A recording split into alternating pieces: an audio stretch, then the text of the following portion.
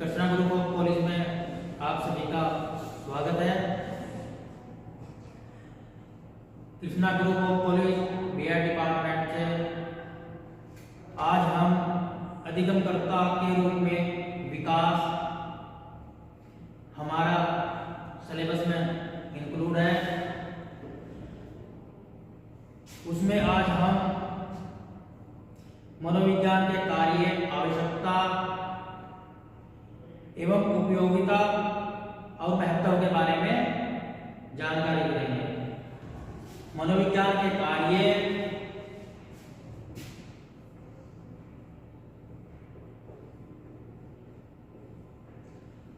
मनोविज्ञान के कार्य,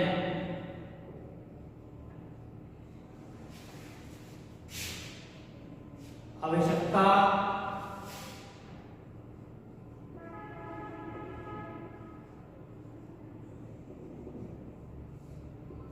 उपयोगिता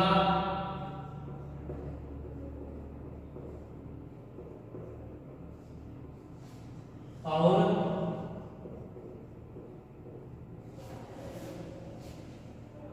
महत्व।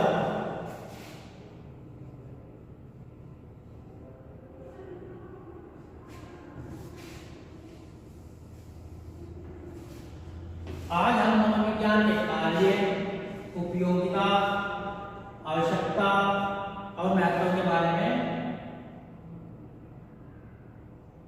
सीखेंगे। हमारा मनोविज्ञान की क्या उपयोगिता है?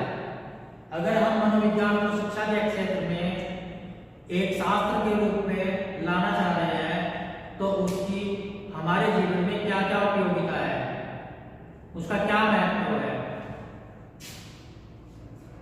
नंबर 1 है व्यक्ति को स्वयं को समझने में सहायता प्रदान करना। नंबर 1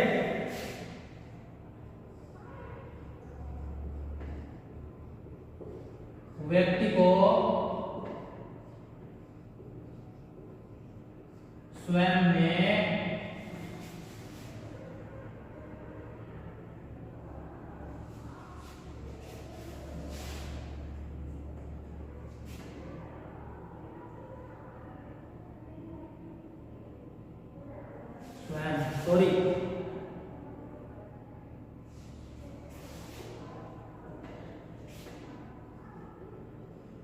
स्वयं को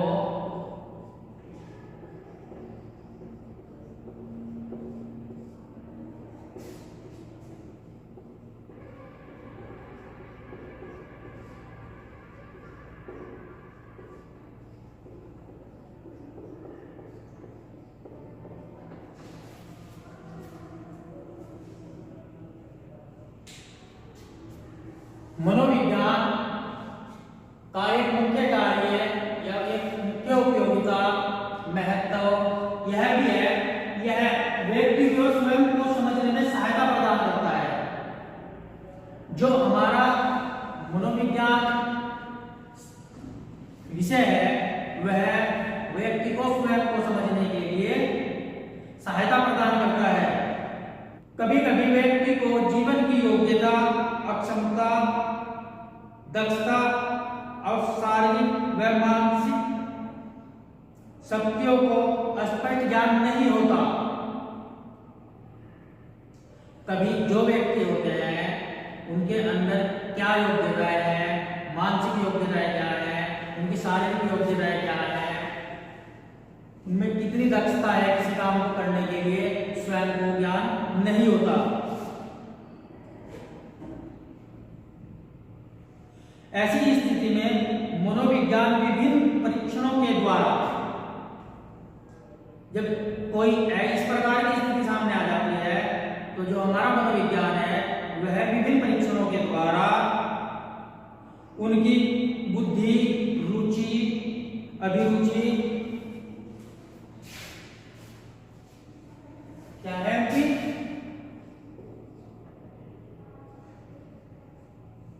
बुद्धि, रुचि, अभिरुचि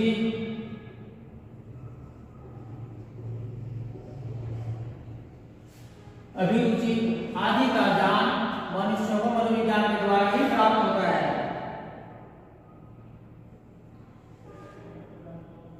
जिसमें व्यक्ति को अपने को समझने में सहायता मिलती है। जब मनोविज्ञान के द्वारा व्यक्ति ने अपनी बुद्धि, रुचि, अभिरुचियों का ज्ञान प्राप्त कर लिया तो उससे क्या होगा, व्यक्ति को अपने बारे में समझने में सहायता मिलेगी। उसको मनोविज्ञान के द्वारा अनेकों परीक्षणों के द्वारा, मनोविज्ञान में हम अलग अलग परीक्षणों से यह ज्ञान प्राप्त कर लेते हैं कि किसी बालक में कितनी किस विषय को लेकर रुचि है, उसकी अभिव्यक्ति क्षमता क्या है, वह किस क्षेत्र में आगे बढ़ने चाह रहा है। तो जो हमारा मनोविज्ञान है वह स्वयं को समझने में भी हमारी सहायता करता है।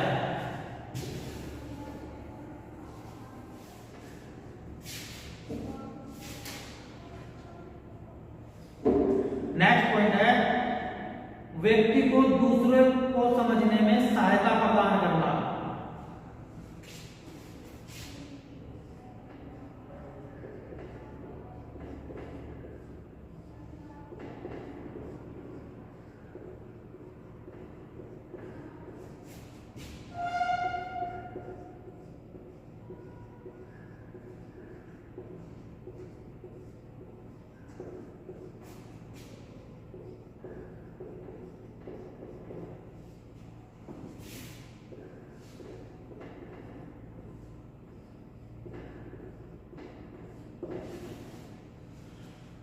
मनोविज्ञान की एक यह भी उपयोगिता है कि यह एक व्यक्ति को दूसरे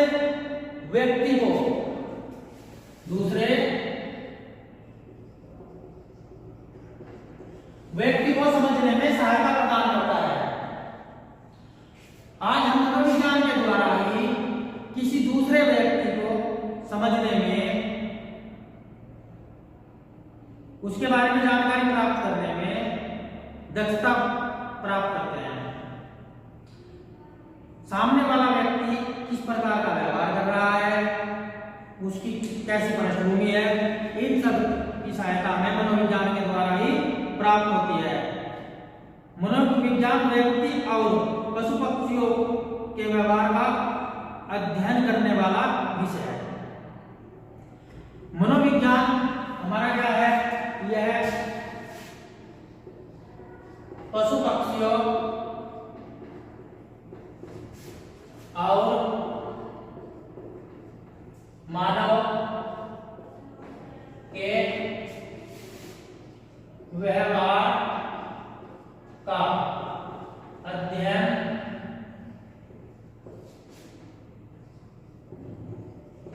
करने वाला क्या है, विज्ञान है। मनोविज्ञान में हम केवल मानव व्यवहार का ही अध्ययन नहीं करते,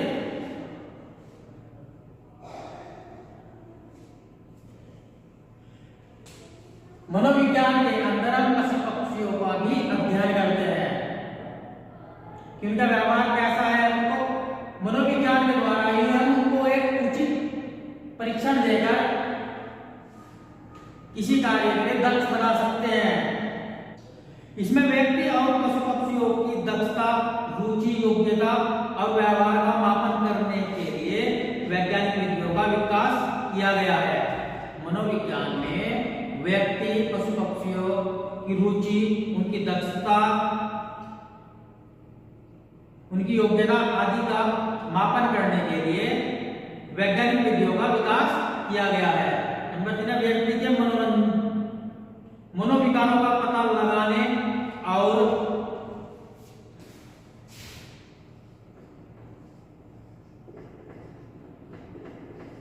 व्यक्ति के मनोविकारों का पता लगाने और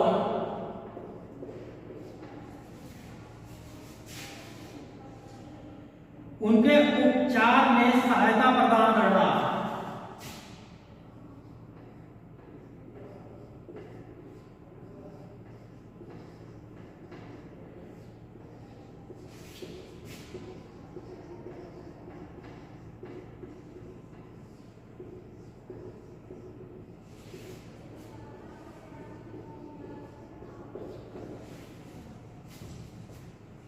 व्यक्ति के मनोविकारों का पता लगाने और उनके उपचार में सहायता प्रदान करना भी मनोविज्ञान का एक कार्य है।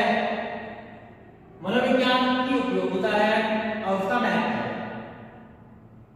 यानी कि मनोविज्ञान के द्वारा किसी व्यक्ति के जो मनोविकार है उसके अंदर जो कमियां हैं उनका पता लगा सकते हैं और उन कमियों को उस परीक्षण के द्वारा उनका उपचार भी कर सकते हैं।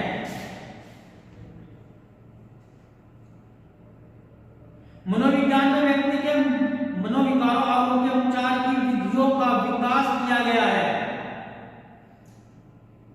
मनोविज्ञान में जो मनोविकार है और उनके उपचार है, उनकी जो विधियां हैं उनका विकास किया गया है और अब तो चिकित्सा मनोविज्ञान के रूप में मनोविज्ञान की एक शाखा का भी विकास हो चुका है। यानी कि अब जो मनोविज्ञान है उसकी एक शाखा का विकास हुआ है चिकित्सा मनोविज्ञान के रूप में। इसके रूप में चिकित्सा मनोविज्ञान के रूप में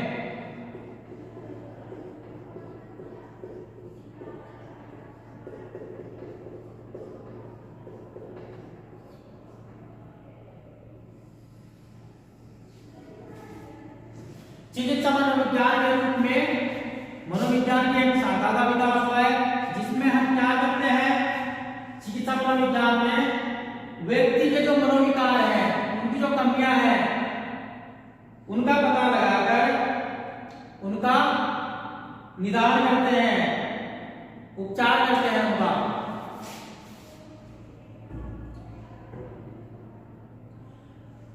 आज के इस भौतिकवादी युग में अधिकांश व्यक्ति मनोविकार से ग्रसित दिखाई देते हैं। आज का जो हमारा युग है इसमें इस संसार में जो चकाचौंध हमारा भव्य जीवन है उसमें प्रत्येक व्यक्ति को तो नहीं बोल सकते हैं लेकिन बहुत से लोग मनोविकार से ग्रस्त हैं। हमारे आज के टाइम में खाना पीना ऐसा ही हो गया, हमारा रहन सहन ऐसा ही हो गया जिसके कारण हमें बहुत सारी प्रॉब्लम फेस करनी पड़ती है। आज हम किसी ना किसी परेशानी से जूझते ही रहते हैं। उन सब का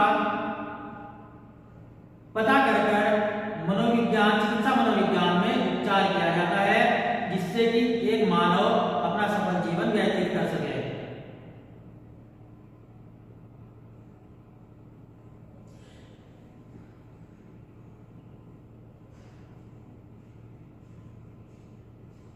भौतिकवादी युग में जब लोग किसी ना किसी परेशानी का शिकार हो रहे हैं तो उसी को देखते हुए चिकित्सा मनोविज्ञान की जो मांग है वह बढ़ती ही जा रही है। आज के समय में प्रत्येक व्यक्ति को एक साइकियाट्रिस्ट की जरूरत पड़ती है, यानी कि चिकित्सा मनोविज्ञान के जो डॉक्टर हैं वो उनकी जरूरत पड़ती है। इसलिए उन्हें जो समस्याएं हैं उन समस्याओं का समाधान पाने के लिए इसलिए मनोविज्ञान का प्रयोग प्रतिदिन बढ़ता ही जा रहा है। फिर जीवन के सामाजिक व्यवहार को समझने में सहायता प्रदान करना। जो हमारा मनोविज्ञान है वह हमें व्यक्ति के सामाजिक व्यवहार को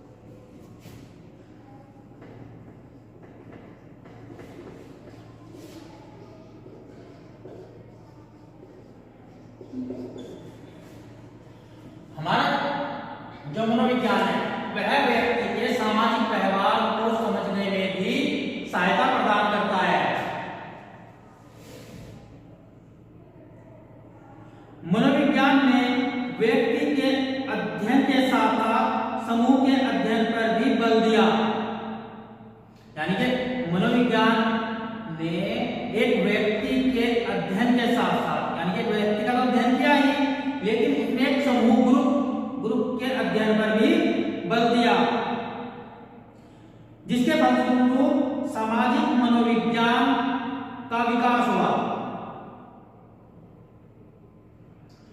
यानी कि अगर मनोविज्ञान केवल एक व्यक्ति के ही व्यवहार का अध्ययन करते हैं तो सामाजिक व्यवहार का अध्ययन नहीं हो पाता। उन्होंने क्या काम किया, एक समुदाय का भी,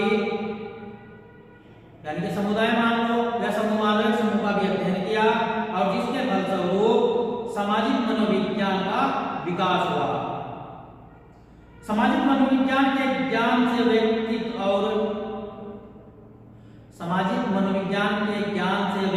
और समूह के व्यवहार को समझने और उसे उचित दिशा देने में सहायता मिलती है।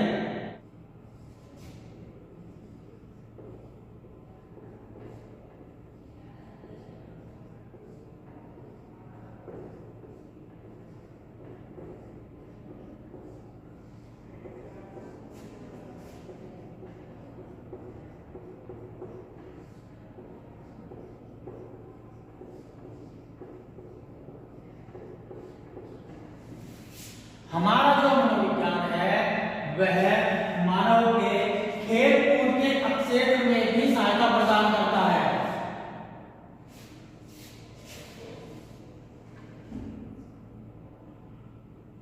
स्वस्थ शरीर में ही स्वस्थ मस्तिष्क का वास होता है।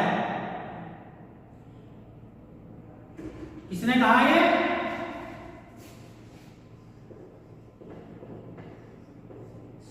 स्वस्थ शरीर में ही स्वस्थ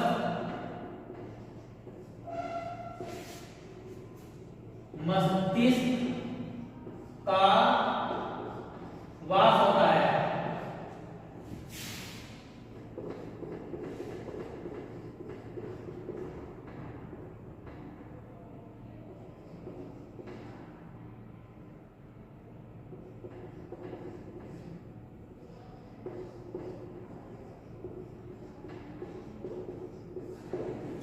यह कहावत है कि स्वस्थ शरीर में ही स्वस्थ मस्तिष्क का वास होता है।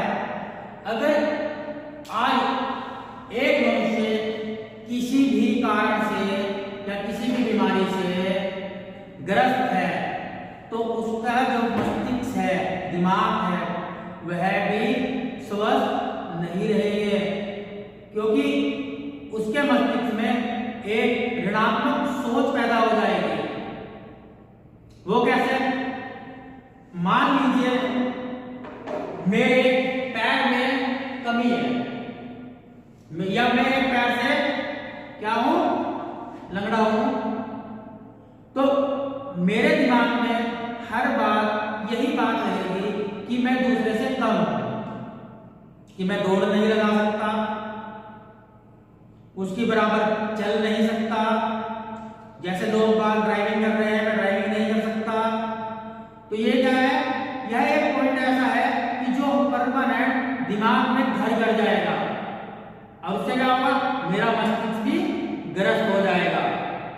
तो यही बात है, स्वस्थ शरीर में ही स्वस्थ मस्तिष्क का वास होता है। अगर मनुष्य का शरीर स्वस्थ है तो उसका मस्तिष्क भी स्वस्थ रहेगा, अच्छे कार्य करेगा। लेकिन इन सबको बात को देखते हुए भी आज के समय में बहुत सारे उदाहरण हमारे सामने ऐसे हैं जो एक पैर से ना होने के कारण भी ऊंची ऊंची बुलंदियों पर है, क्योंकि उन्होंने क्या काम किया, अपने पैर को ना होने का अपने ऊपर हावी नहीं होने दिया। अपना जो एक हाथ दबा बैठे जो लोग और आज शिखर पर है, उन्होंने वह बात अपने दिमाग तक नहीं पहुंचने दी। वह यही है, वो फिजिकली शारीरिक रूप से यानी कि मजबूत रहे, अपने आप को कमजोर नहीं माना, तभी आज वो शिखर पर है। यह बात हमारे अरस्तु महोदय ने कही थी कि समस्त शरीर में ही समस्त मस्तिष्क का वास होता है।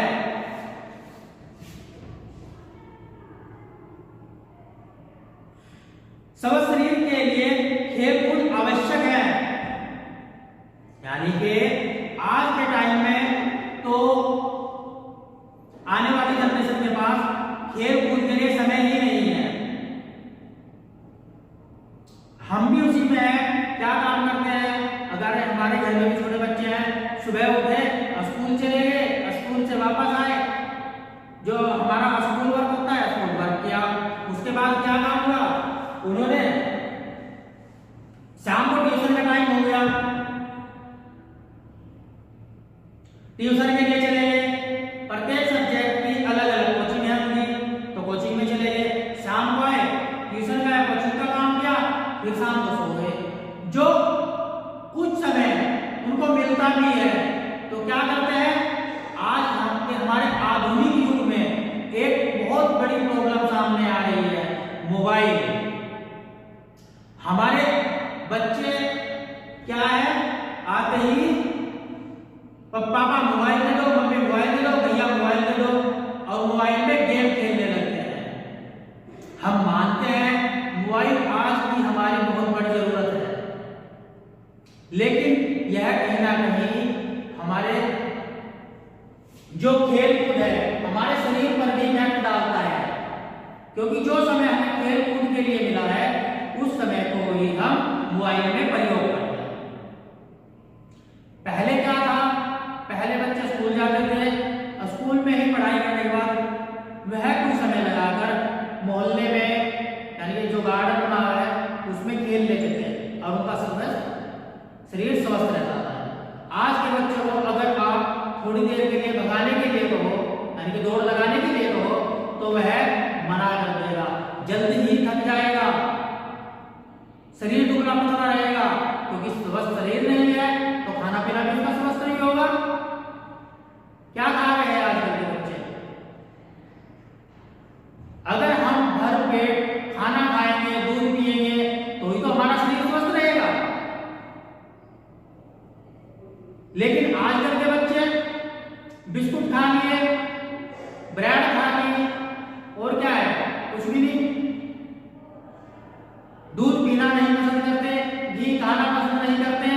आज हमारे समाज में एक बहुत बड़ी विडंबना है कि बच्चों को खाना खाने के बजाय आप फास्ट फूड खिला दो, जो चाइनीज खाद्य पदार्थ है उनको खिला दो, बड़े चाव से खाते हैं, मन लगाकर खाते हैं। किसी भी बच्चे से अगर आज आप यह बात पूछोगे कि बेटा क्या खाओगे, आपके लिए क्या लाया जाएगा, यानी कि हम बाजार जा रहे हैं तो आपके लिए हम बाजार से खाने की क्या वस्तु लाएं, तो कोई भी बालक ये नहीं कहेगा कि मेरे लिए केले लेके आओ, सेब लेके आओ, अनार लेके आओ या ड्राई फ्रूट लेके आओ, लेकिन कहेंगे क्या कहेंगे, फास्ट फूड ले आओ, समोसा ले आओ, चाउमीन, मोमो, इस तरीके के फास्ट फूड चल रहे हैं, ये सब चीज खाना पसंद करते हैं। हम भी अगर कहीं एक दिन के लिए बाहर जाएं तो फल खाना नहीं पसंद करते, कहीं रास्ते में किसी होटल पे भी अगर बैठे या तो छोले भटूरे खिला दो, ऑयली खाना, तो उससे क्या हमारा शरीर स्वस्थ रहेगा, नहीं, हमारा जो शरीर है वह स्वस्थ नहीं रहेगा। हमें खेल कूद के लिए भी समय निकालना चाहिए, तभी हमारा शरीर स्वस्थ रहेगा। तो मनोविज्ञान क्या है, खेल कूद के क्षेत्र में हमारी सहायता प्रदान करता है।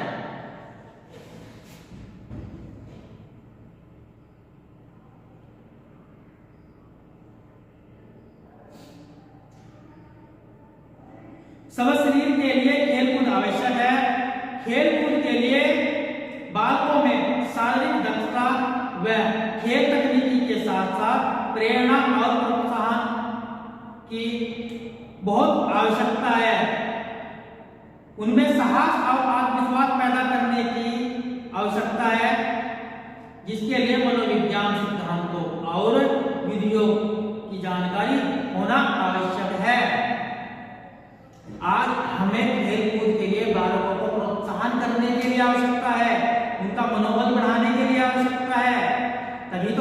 बालक किसी भी खेल में अपनी प्रतिस्पर्धा दिखाएगा तो उसके लिए हमें किस चीज की आवश्यकता है? मनोवैज्ञानिक विधियों की आवश्यकता है, उसकी तकनीकी की आवश्यकता है।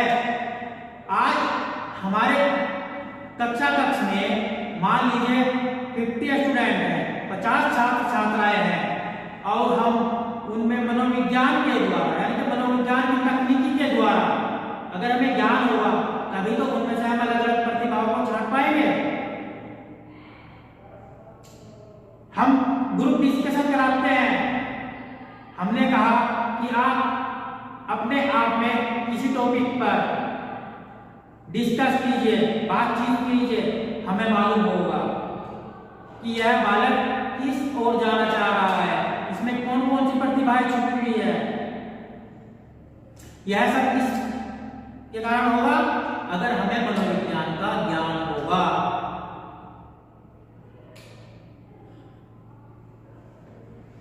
नेक्स्ट है आपका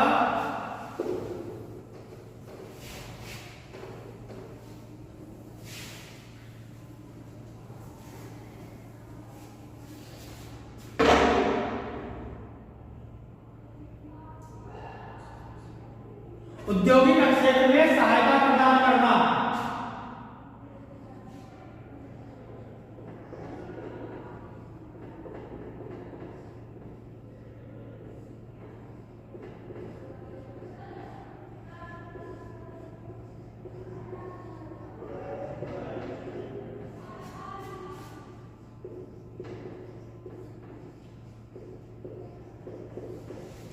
हमारा जो मनोविज्ञान है वह हमें औद्योगिक क्षेत्र में भी सहायता प्रदान करता है।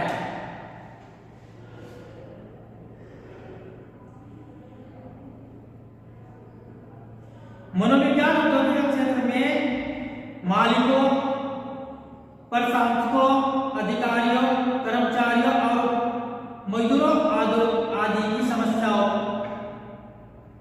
को समझने में, उनके चयन करने में हमारी सहायता प्रदान करता है। जो औद्योगिक क्षेत्र के मालिक हैं, उनके अधिकारी लोग हैं, कर्मचारी और मजदूर, उनकी समस्याओं को समझने में सहायता प्रदान करता है। कैसी समस्याएं?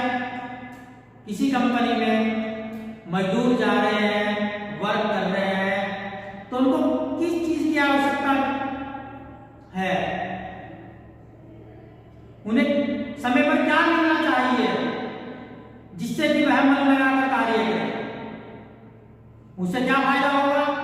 मजदूरों को तो फायदा होगा ही, वहां के कर्मचारियों को फायदा होगा, लेकिन मालिकों को तो फायदा होगा, क्योंकि जब उनकी जरूरतें पूरी हो जाएगी वह भी मन लगाकर कार्य करेंगे और फिर क्या होगा? उत्पादन में बढ़ोतरी होगी।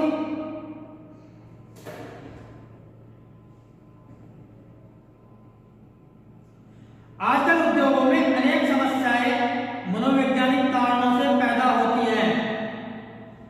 यानी कि आजकल जितने भी उद्योग हैं उनमें बहुत सारी समस्याएं हैं जो कि मनोवैज्ञानिक कारणों से पैदा हो रही हैं। मालिकों, कर्मचारियों और मजदूरों के बीच संघर्ष होने के कारण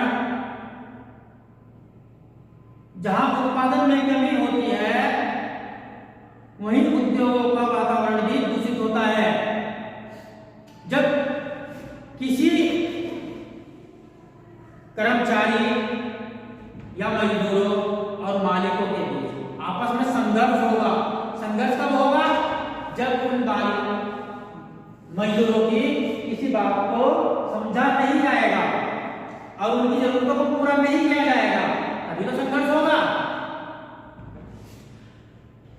उस संघर्ष के कारण हमारे उत्पादन में बहुत सारी कमी हो रही है।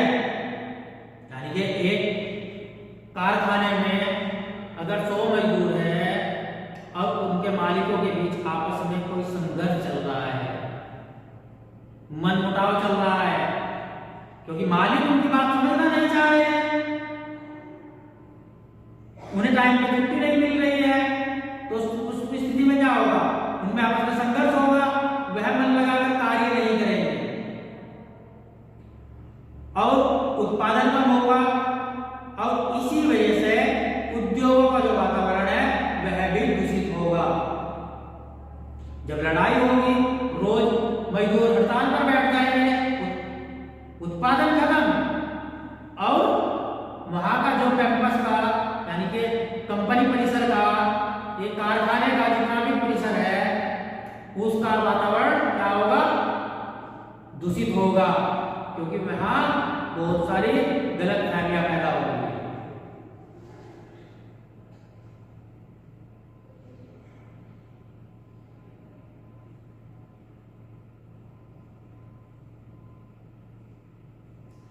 वर्तमान समय में विकसित औद्योगिक मनोविज्ञान के बीच मधुर संबंध स्थापित करने में सहायता प्रदान करता है।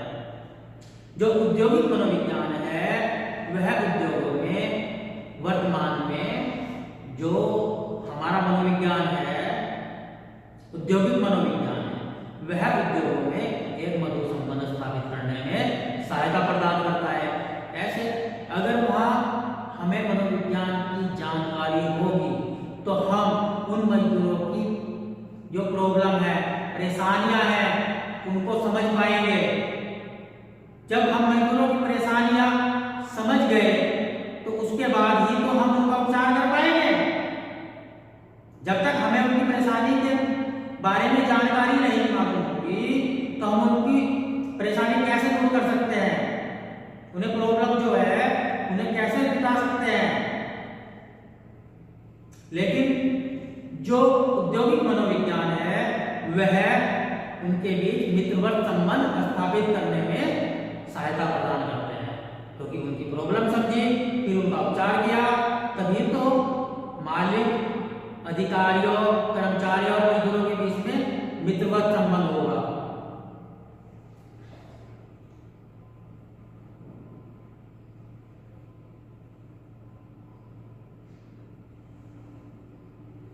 फिर रक्षा क्षेत्र में सहायता प्रदान करना।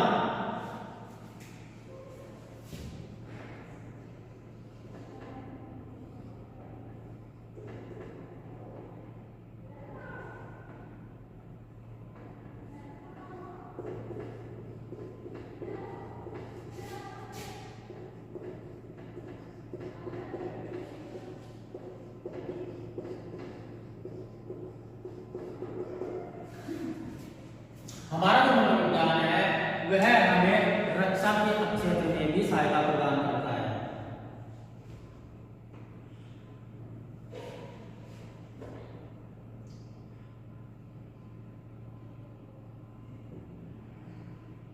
रक्षा के क्षेत्र में विभिन्न पदों पर विभिन्न योग्यताएं और अक्षमताओं वाले कर्मठ, साहसी और समर्पित व्यक्तियों की आवश्यकता होती है।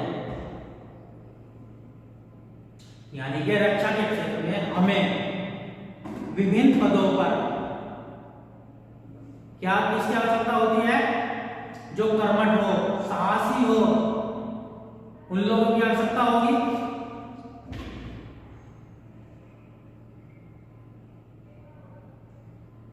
मनोविज्ञान विभिन्न पदों पर ऐसे ही व्यक्तियों का चयन करने में सहायता प्रदान करता है,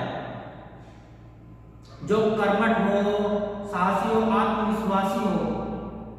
ऐसे लोगों की यानी कि ऐसे लोगों का चयन करने में रक्षा विभाग में इस प्रकार के लोगों का चयन करने में कौन सहायता करता है, मनोविज्ञान। मनोविज्ञान एक ऐसा विज्ञान है जिसके कारण हम रक्षा के क्षेत्र में साहसी, कर्मठ, स्वावलंबी आदि व्यक्तियों की पहचान करने में या चयन करने में हमारी सहायता प्रदान करता है।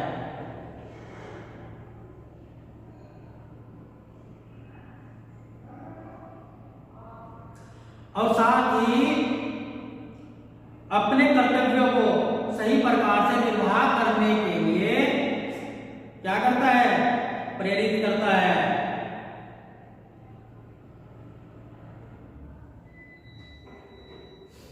कि जितने भी रक्षा के क्षेत्र में व्यक्ति है वह अपने कर्तव्य को एक सही प्रकार से निर्वाह करे।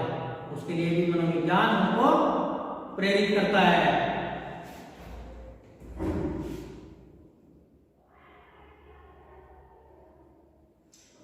शिक्षा के क्षेत्र में सहायता प्रदान करता है।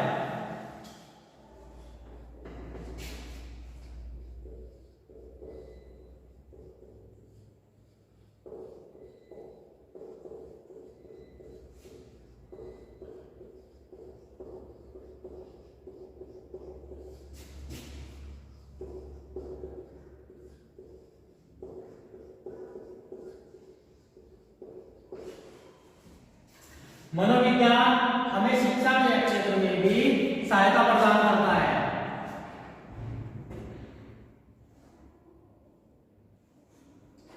आधुनिक युग में शिक्षा के क्षेत्र में क्रांतिकारी परिवर्तन हुए हैं।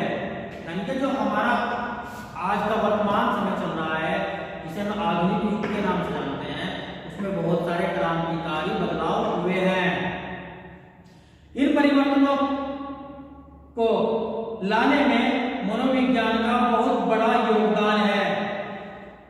ये जितने भी परिवर्तन हुए हैं, इन परिवर्तनों को लाने में हमारा जो मनोविज्ञान है उसका बहुत बड़ा क्या है, योगदान है।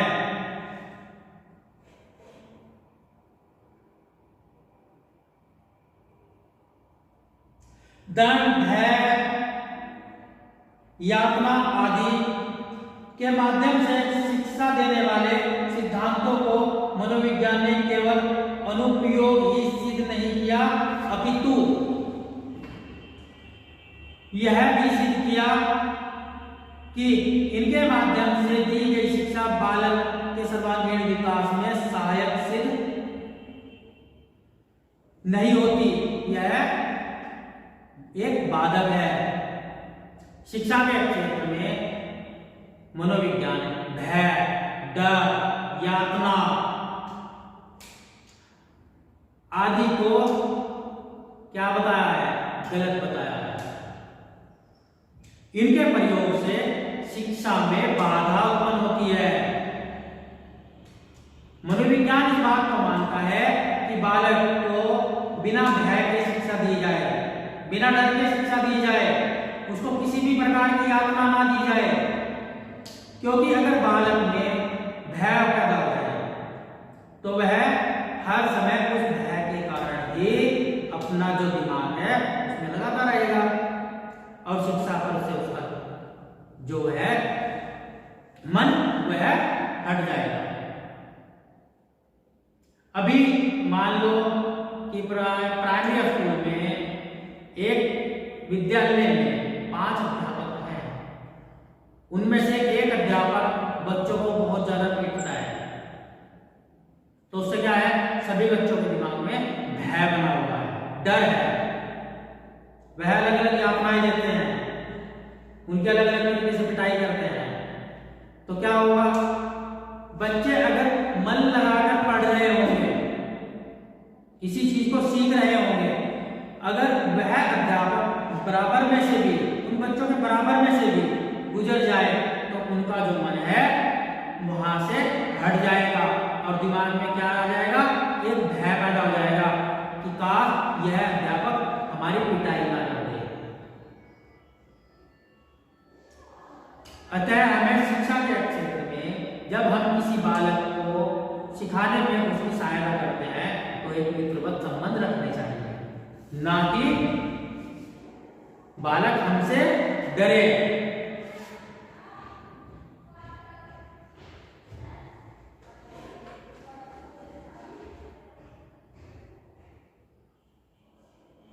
शिक्षा की समस्याओं को समझने और उनके समाधान की विधियों की खोज करने में मनोविज्ञान को एक नई शाखा शिक्षा मनोविज्ञान का विकास हुआ। यानी कि शिक्षा की समस्याओं को समझने और उन समस्याओं के समाधान करने के लिए मनोविज्ञान की एक नई शाखा का क्या हुआ है, विकास। वह नई शाखा कौन सी है, शिक्षा मनोविज्ञान। शिक्षा मनोविज्ञान के द्वारा क्या कर सकते हैं, बालिकों यानी कि बालकों छात्राओं की जो समस्याएं हैं उनको समझ सकते हैं और उन समस्याओं का समाधान करने के बाद उसे एक उचित रास्ते पर चलने के लिए तैयार कर सकते हैं, उसको अच्छी प्रेरणा दे सकते हैं जिससे कि वह भी अपनी शिखर तक पहुंचे। फिर अपराधियों को समझने में सहायता प्रदान करना।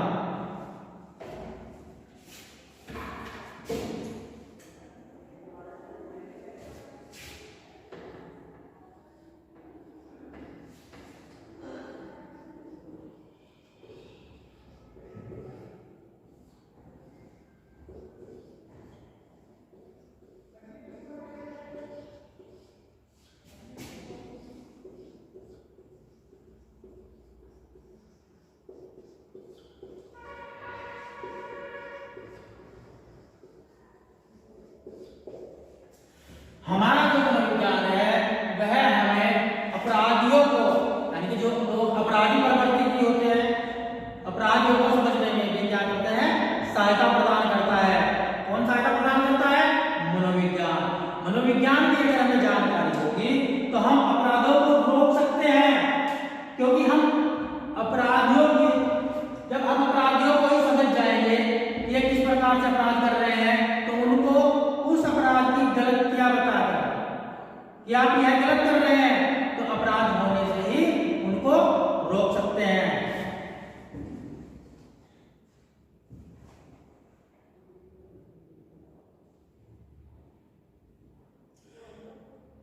अपराधियों की मनोवृत्तियों एवं क्रियाओं का अध्ययन करने में मनोविज्ञान की एक नई शाखा अपराध मनोविज्ञान का विकास हुआ है। यानी कि मनोविज्ञान की एक नई शाखा अपराध मनोविज्ञान का विकास हुआ है। इसलिए हुआ है कि जो अपराधी प्रवृत्ति के लोग हैं उनकी मनोवृत्तियों को समझने के लिए, जिससे कि वह अगर हम उनकी मनोवृत्तियों को पहले ही समझ जाएंगे कि आज इनके मन में क्या चल रहा है तो हम उनको अपराध होने से पहले ही कंट्रोल कर सकते हैं। इसी बात को देखते हुए